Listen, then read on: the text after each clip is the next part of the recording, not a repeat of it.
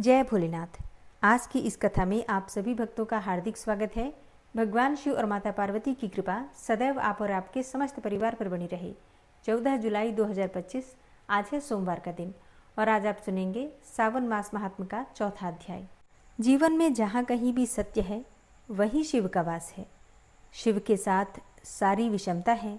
वे औघड़ हैं, आशुतोष हैं, देवों में महादेव हैं, रुद्र हैं, गृहस्थ हैं और महायोगी भी हैं, त्यागी भी हैं और तपस्वी भी हैं, पिता हैं, गुरु हैं, मृत्यु भी हैं और जीवन भी वही है।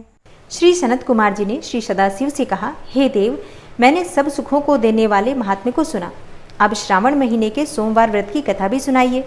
भगवान श्री सदाशिव ने सनत कुमार जी से कहा, हे सनत कुमार, रवि मेरी आँख है और उनका महात्म्य भी हर्ष का कारण है। क्या मैं पार्वती सहित इस सोम नामक महात्म्य का वर्णन कर पाऊंगा? जो कुछ मैं इस सोम महात्म्य के संबंध में आपसे कह सकूंगा कहूंगा। सोम नाम चंद्रमा का नाम है। सोम ब्राह्मणों के राजा हैं। यज्ञ साधन सोमलता का नाम है। और अब तुम ध्यान देकर इन नामों के कारण को सुनो। यह सोमवार मेरा स्वरूप है, इसलिए इसको सोम नाम से पुकारा जाता है। यह संपूर्ण राज्य को प्रदान करने वाला होने के कारण अत्यंत उत्तम है। व्रत करने वाले को उत्तम फल प्रदान करने के कारण ही श्रेष्ठ है। हे सनत कुमार, अब तुम इसकी व्रत की विधि सुनो। मैं विस्तार पूर्वक तुम्हारे सन्मुख कहूँगा। 12 महीनों के सभी सोमवार व्रत करना उत्तम है। यदि कोई 12 महीनों के व्रत ना कर सके तो श्रावण मास के 4 या 5 सोमवारों को व्रत करे। इस मास में केवल एक सोमवार का व्रत करने से 1 वर्ष के सभी व्रतों का फल का भागी हो जाता है। प्राणी को चाहिए कि श्रावण शुक्ल पक्ष के प्रथम सोमवार को प्रातःकाल सोम व्रत का संकल्प करें। यदि श्रावण मास में 5 सोमवार हो तो 5 ही सोमवार को प्रातःकाल सोम व्रत का संकल्प करें और शाम को सदाशिव भगवान का अर्चन करें। सायंकाल में भगवान सदाशिव का षोडशोपचार विधि से पूजन करें। फिर एकाग्र मन से भगवान श्री सदाशिव की कथा को सुने। मैं इस सोमवार व्रत की विधि को तुमसे कहता हूँ, तुम ध्यानपूर्वक सुनो। श्रावण के महीने में पहले सोमवार को इस उत्तम व्रत को ग्रहण करना चाहिए। स्नान आदि करके हर प्रकार से शुद्ध होकर श्वेत वस्त्र धारण करने चाहिए। काम, क्रोध, अहंकार, द्वेष, चुगलखोरी आदि का त्याग करना चाहिए। मालती, मल्लिका आदि श्वेत पुष्पों तथा नाना पुष्पों से तथा अभिष्ट उपचारों से मूल मंत्र ओम नमः शिवाय या त्रयंबकम मंत्र से अर्चन करना चाहिए और हाथ जोड़कर कहना चाहिए, सर्वभयनाशन महादेव का मैं ध्यान करता हूँ। उग्र, उग्रनाथ, भव, शशिमौली का ध्यान करता हूँ। इसी प्रकार देवेश का मनोहर उपचारों से अर्चन करना चाहिए। अपने धन के अनुसार इस व्रत को जो करता है उसके पुण्य फल को सुनो। सोमवार के दिन पार्वती के सहित भगवान सदाशिव का जो अर्चन करते हैं वह प्राणी पुनरावृत्ति रहित दुर्लभ लोक प्राप्त करते हैं। इस मास में नक्त व्रत के पुण्य को संक्षेप में कहूँगा। देव तथा दानवों से 7 जन्म के अभेद्य जो पाप हैं वह सब नक्त भोजन से नष्ट हो जाते हैं। इसमें संशय की रत्ती भर भी गुंजाइश नहीं है। इस उत्तम व्रत को उपवास द्वारा करना चाहिए। इस व्रत के करने से पुत्र की इच्छा वाले को पुत्र की प्राप्ति होती है तथा धन की इच्छा वाले को धन की प्राप्ति हो जाती है और वह इस लोक में सभी भोगों को भोग कर अंत में उत्तम विमान द्वारा रुद्रलोक को जाता है और वहां जाकर भी पूजनीय हो जाता है। इस संसार को असार जानकर, मन, धन और जीवन को चलायमान जानकर प्रयत्न से व्रतोद्यापन करना चाहिए। धन का लोभ या मोह त्याग कर अपनी शक्ति के अनुसार भगवान श्री सदाशिव और श्री पार्वती जी की वृषभ पर स्थित सोने की प्रतिमा बनवानी चाहिए। सुंदर लिंगतो भद्र मंडल बनाकर उस पर घट स्थापन करना चाहिए। घड़े के मुख पर तांबे अथवा कांसे के पात्र को रखकर उसके ऊपर पार्वती सहित भगवान श्री सदाशिव की प्रतिमा को विराजमान करना चाहिए। श्रुति, स्मृति तथा पौराणिक मंत्रों द्वारा भगवान श्री सदाशिव और माता पार्वती का अर्चन करना चाहिए। पुष्प का मंडल बनाकर उसके ऊपर एक रमणीय चंदोवा बांध देना चाहिए। रात को गीत तथा वाद्यों द्वारा जागरण करना चाहिए। अपने गृहसूत्र विधान द्वारा बुद्धिमान व्यक्ति को अग्नि का स्थापन करना चाहिए। सर्वभवनाशन आदि एकादश नामों द्वारा हवन करना चाहिए। पलाश की लकड़ियों से 108 आहुतियां देनी चाहिए। घी, तिल तथा बिल्वपत्र का षडक्षर मंत्र से हवन करना चाहिए और आचार्य का पूजन करके अर्चन करके आचार्य को गोदान में देनी चाहिए। 11 विद्वान ब्राह्मणों को भोजन करवाना चाहिए और उनको 11 घड़े कांसे के पात्रों सहित देने चाहिए। पूजा करने के बाद प्रधान देव तथा देव पर चढ़ी हुई सामग्री आचार्य को दे देनी चाहिए। फिर भगवान सदाशिव से प्रार्थना करना चाहिए, कि हे भगवान सदाशिव, मेरा व्रत पूर्ण हो, इस व्रत से भगवान सदाशिव प्रसन्न हो। इसके बाद प्रसन्नतापूर्वक अपने परिवार के सदस्यों के साथ मिलकर भोजन करना चाहिए। जो मनुष्य इस विधान के द्वारा व्रत को धारण करता है, वह जिस वस्तु की भी इच्छा करता है वह उसे प्राप्त हो जाती है। ऐसा मनुष्य इस लोक में बहुत समय रहकर अपने इष्ट भोगों तथा पदार्थों को भोग कर अंत में उत्तम विमान द्वारा शिवलोक में जाकर पूजित हो जाता है। इस सोमवार व्रत को पहले भगवान श्री कृष्ण जी ने किया था, उसके पश्चात उत्तम राजाओं और धर्मात्माओं ने किया। सोमवार व्रत के महात्म्य को जो भी सुनेगा वह भी इस व्रत के फल का भागी होगा। ओम नमः शिवाय। आज की वीडियो में आपने जाना भगवान भोलेनाथ के द्वारा श्रावण मास के सोमवार के व्रत की विधि। श्रावण मास के सोमवार की पौराणिक कथा के अनुसार अमरपुर नगर में एक धनी व्यापारी रहता था। उसका व्यापार दूर दूर तक फैला हुआ था। नगर में उस व्यापारी का सभी लोग मान सम्मान करते थे। इतना सब कुछ होने पर भी वह व्यापारी अंतर्मन से बहुत दुखी था, क्योंकि उस व्यापारी के कोई पुत्र नहीं था। दिन रात उसे एक ही चिंता सताती रहती थी, उसकी मृत्यु के बाद उसके इतने बड़े व्यापार और धन संपत्ति को कौन संभालेगा। पुत्र पाने की इच्छा से वह व्यापारी प्रति सोमवार भगवान शिव की व्रत और पूजा किया करता था। सायंकाल को व्यापारी शिव मंदिर में जाकर भगवान शिव के सामने घी का दीपक भी जलाया करता था। उस व्यापारी की भक्ति देखकर एक दिन पार्वती माता ने भगवान शिव से कहा, हे प्राणनाथ, यह व्यापारी आपका सच्चा भक्त है। कितने दिनों से यह सोमवार का व्रत और पूजा नियमित कर रहा है। हे भगवान, आप इस व्यापारी की मनोकामना अवश्य पूर्ण करें। तब भगवान शिव ने मुस्कुराते हुए कहा, हे पार्वती, इस संसार में सबको उसके कर्म के अनुसार ही फल की प्राप्ति होती है। प्राणी जैसा कर्म करते हैं उन्हें वैसा ही फल प्राप्त होता है। इसके बावजूद भी पार्वती जी नहीं मानी। उन्होंने आग्रह करते हुए कहा, नहीं प्राणनाथ, आपको इस व्यापारी की इच्छा पूरी करनी ही पड़ेगी। यह आपका अनन्य भक्त है, प्रति सोमवार आपका विधिवत व्रत भी रखता है। पूजा अर्चना के बाद आपका भोग लगाकर एक समय भोजन ग्रहण करता है।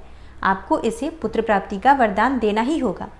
पार्वती का इतना आग्रह देखकर भगवान शिव ने कहा, तुम्हारे आग्रह पर मैं इस व्यापारी को पुत्र प्राप्ति का वरदान तो देता हूँ, लेकिन इसका पुत्र 16 वर्ष से अधिक जीवित नहीं रहेगा। उसी रात भगवान शिव ने स्वप्न में उस व्यापारी को दर्शन देकर उसे पुत्र प्राप्ति का वरदान दिया और उसके पुत्र के 16 वर्ष तक जीवित रहने की बात भी बताई। भगवान के वरदान से व्यापारी को खुशी तो हुई, लेकिन पुत्र की अल्पायु की चिंता ने उसकी सारी खुशी को नष्ट कर दिया। व्यापारी पहले की तरह ही सोमवार का विधिवत व्रत करता रहा। कुछ महीने पश्चात उसके घर एक सुंदर पुत्र उत्पन्न हुआ। पुत्र के जन्म से व्यापारी के घर में खुशियां भर गई। बहुत धूमधाम से पुत्र जन्म का समारोह भी मनाया गया। व्यापारी को पुत्र जन्म की अधिक खुशी नहीं हुई, क्योंकि उसे पुत्र की अल्पायु के रहस्य का पता था। यह रहस्य घर में किसी को भी मालूम नहीं था। विद्वान ब्राह्मणों ने उस पुत्र का नाम अमर रखा, और जब अमर 12 वर्ष का हुआ तो शिक्षा के लिए उसे वाराणसी भेजने का निश्चय किया। व्यापारी ने अमर के मामा दीपचंद को बुलाया और कहा कि अमर को शिक्षा प्राप्त करने के लिए वाराणसी छोड़ाओ। अमर अपने मामा के साथ शिक्षा प्राप्त करने के लिए चल दिया। रास्ते में जहाँ भी अमर और दीपचंद रात्रि विश्राम के लिए ठहरते, वहीं यज्ञ करते, ब्राह्मणों को भोजन कराते थे। लंबी यात्रा के बाद अमर और दीपचंद एक नगर में पहुंचे। उस नगर के राजा की कन्या के विवाह की खुशी में पूरे नगर को सजाया गया था। निश्चित समय पर बारात आ गई, लेकिन वर का पिता अपने बेटे के एक आंख के काने होने के कारण बहुत चिंतित था। उसे इस बात का बहुत भय सता रहा था कि राजा को इस बात का पता चलने पर कहीं वह विवाह से इनकार न कर दे, इससे उसकी बदनामी होगी। तभी वर के पिता ने अमर को देखा। वर के पिता ने जब अमर को देखा तो उसके मस्तिष्क में एक विचार आया। उसने सोचा कि क्यों न इस लड़के को दूल्हा बनाकर राजकुमारी से विवाह करा दूं और विवाह के बाद इसको धन देकर विदा कर दूंगा और राजकुमारी को अपने घर ले जाऊंगा। तब वर के पिता ने इसी संबंध में अमर और दीपचंद से बात की। दीपचंद ने धन मिलने के लालच में वर के पिता की बात स्वीकार कर ली और अमर को दूल्हे के वस्त्र पहनाकर राजकुमारी चंद्रिका से विवाह करा दिया गया। राजा ने बहुत सा धन देकर राजकुमारी को विदा किया। अमर जब लौट रहा था तो सच नहीं छिपा सका और उसने राजकुमारी की ओढ़नी पर लिख दिया कि राजकुमारी चंद्रिका, तुम्हारा विवाह तो मेरे साथ हुआ था। मैं तो वाराणसी में शिक्षा प्राप्त करने जा रहा हूँ। अब तुम्हें जिस नवयुवक की पत्नी बनना पड़ेगा वह एक आंख से काना है। जब राजकुमारी ने अपनी ओढ़नी पर लिखा हुआ पढ़ा तो उसने काने लड़के के साथ जाने से इनकार कर दिया। राजा ने सब बातें जानकर राजकुमारी को अपने महल में ही रख लिया। उधर अमर अपने मामा दीपचंद के साथ वाराणसी पहुंच गया और अमर ने गुरुकुल में पढ़ना शुरू कर दिया। जब अमर की आयु 16 वर्ष पूरी हुई तो उसने एक यज्ञ किया। यज्ञ की समाप्ति पर ब्राह्मणों को भोजन कराया और खूब अन्न और वस्त्र दान किए। रात को अमर अपने शयन कक्ष में सोने गया तो भगवान शिव के वरदान के अनुसार शयनावस्था में ही उसके प्राण पखेरु उड़ गए। सूर्योदय पर मामा अमर को मृत देखकर रोने पीटने लगा। आसपास के लोग भी एकत्र होकर दुख प्रकट करने लगे। मामा के रोने और विलाप करने के स्वर को समीप से गुजरते हुए भगवान शिव और माता पार्वती ने भी सुना। पार्वती जी ने भगवान से कहा, हे प्राणनाथ, मुझसे इसके रोने के स्वर सहन नहीं हो रहे, आप इस व्यक्ति के कष्ट अवश्य दूर करें। भगवान शिव ने पार्वती जी के साथ अदृश्य रूप से समीप जाकर अमर को देखा तो पार्वती जी से बोले, हे पार्वती, यह तो उसी व्यापारी का पुत्र है। मैंने इसे 16 वर्ष की आयु का वरदान दिया था, इसकी आयु तो पूरी हो गई है। पार्वती जी ने फिर भगवान शिव से निवेदन किया कि हे प्राणनाथ, आप इस लड़के को जीवित करें, नहीं तो इसके माता पिता पुत्र की मृत्यु के कारण रो रोकर अपने प्राणों को त्याग कर देंगे। इस लड़के का पिता तो आपका परम भक्त है, वर्षों से सोमवार का व्रत करते हुए आपको भोग लगा रहा है। पार्वती के आग्रह करने पर भगवान शिव ने उस लड़के को जीवित होने का वरदान दिया और कुछ ही पल में वह जीवित होकर उठ बैठा। अपनी पढ़ाई पूरी करके अमर मामा के साथ अपने नगर की ओर चल दिया। दोनों चलते हुए उसी नगर में पहुंचे जहां अमर का विवाह हुआ था। उस नगर में भी अमर ने यज्ञ का आयोजन किया और समीप से गुजरते हुए नगर के राजा ने यज्ञ का आयोजन देखा तो राजा ने अमर को तुरंत पहचान लिया। यज्ञ समाप्त होने पर राजा अमर और उसके मामा को महल में ले गया और कुछ दिन उन्हें महल में रखकर बहुत सा धन वस्त्र देकर राजकुमारी के साथ विदा किया। रास्ते में सुरक्षा के लिए राजा ने बहुत से सैनिकों को भी साथ भेजा।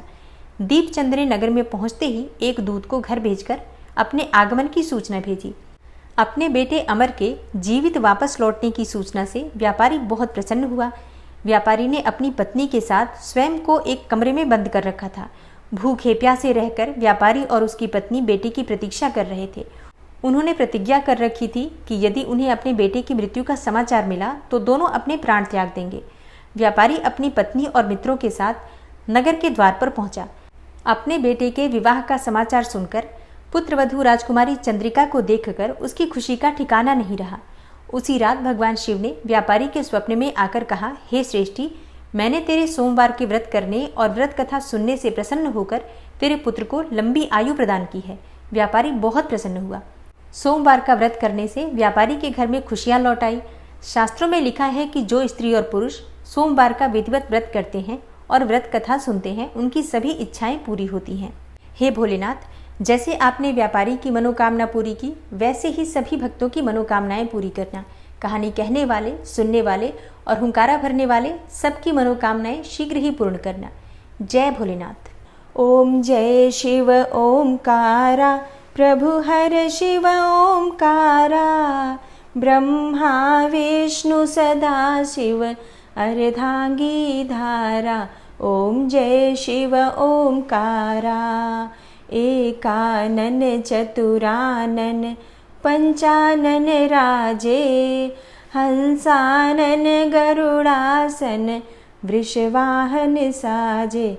ओम जय शिव ओमकारा, दो भुज चार चतुर्भुज, 10 भुज अति सोहे, त्रिगुण रूप निरखता त्रिभुवन जन मोहे। ओम जय शिव ओमकारा, अक्षमाला बनमाला मुंडमाला धारी, त्रिपुरारी कंसारी करमाला धारी।